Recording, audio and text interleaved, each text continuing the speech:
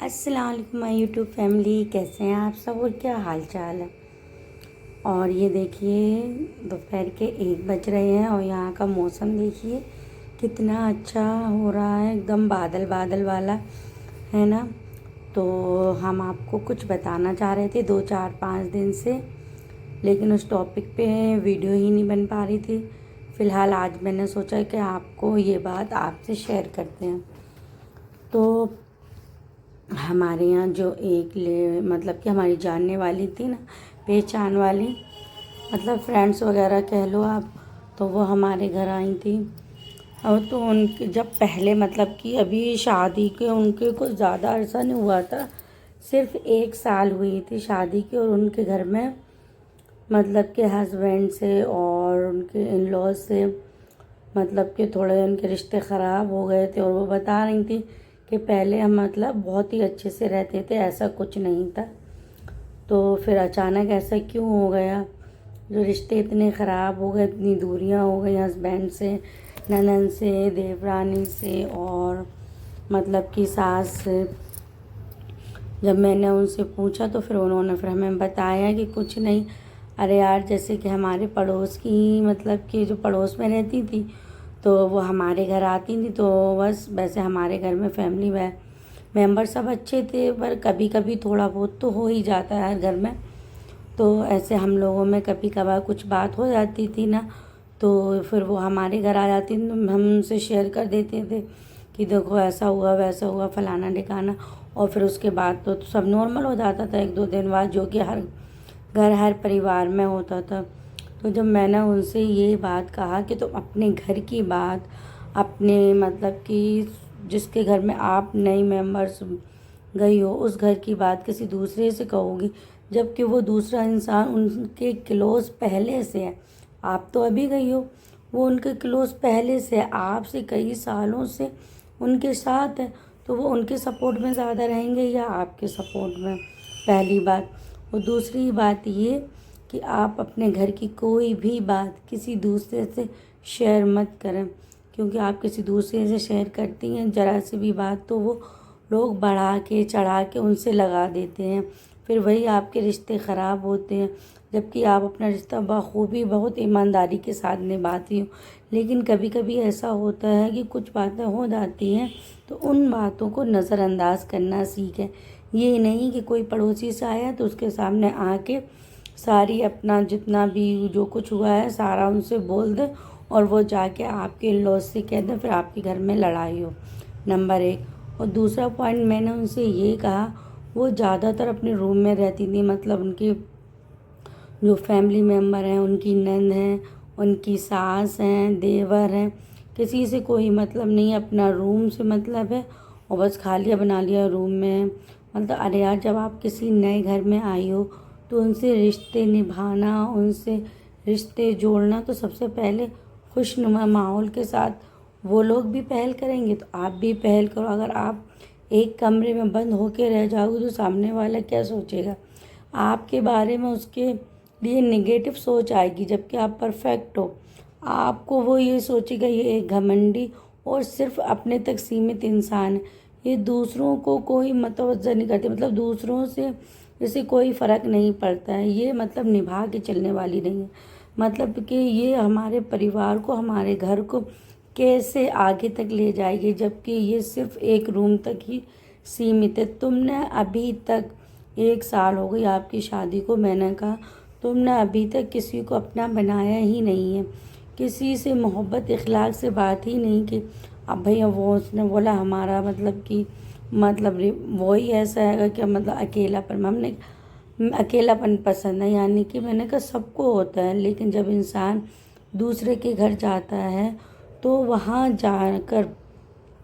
دوسروں کو اپنا بنانا پڑتا ہے۔ جب بھی تو کوئی تم پر ٹیسٹ کرے گا تو میں اپنا گھر پریوار سب کچھ دے گا، اپنی ساری مطلب کہ جو راز ہوتے ہیں، ساری باتیں ہوتی ہیں، جب بھی آپ کو بتائے گا نا، جب آپ اس کو ٹرسٹ دو گی، آپ اس کو وشواس دلاؤ گی کہ ہم آپ کے اپنے ہیں، یہ نہیں کہ آپ روم میں اکیلی بند ہو کے بیٹھ گئی، پورا پریوار باہر بیٹھا باتیں کر رہا، تم نے خود کو اپنے آپ کو ان سے دور کر لیا ہے، تو آپ ان کی کلوز کیسے ہوگی؟ تیسری بات، اور چوتھی بات یہ کہ اس کے اندر ایک بہت خراب عادت تھی یہ کہ مطلب کہ وہ کہیں بھی اس کو جانا ہوتا تھا، بازار، مارکیٹ یا گھر، کہیں بھی جانا ہوتا تھا تو مطلب کہ یہ بول کے نہیں جانا، یعنی کہ اٹھایا بیگ، نقاب اوڑھا اور چل دی۔ یہ کیا طریقہ ہے بھائی؟ آپ کے گھر میں آپ کے بڑے ہیں، آپ جس گھر میں آئی ہیں ان کی ماں وہ آپ کی ماں ہوئی، آپ کی امی ہوئی، جب آپ ان کی رسپیکٹ نہیں کرو گی، جب آپ ان سے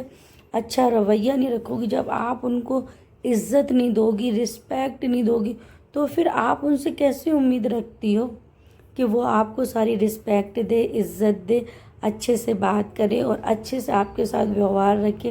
آپ کا بھی تو فرض ہے نا سامنے والے کو رسپیکٹ دینا،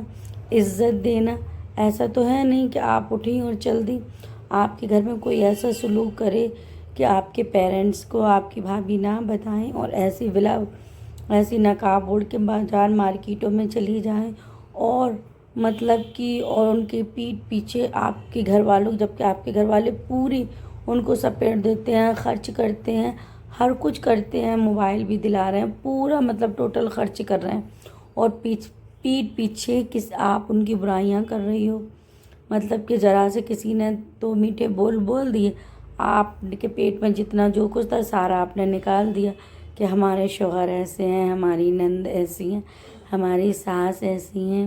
ہے نا؟ اگر آپ کی بھابھی ایسا آپ کے ساتھ کریں تو کیا آپ کو پسند ہے؟ تو پھر آپ دوسروں کے ساتھ ایسا کیوں کرتی ہیں؟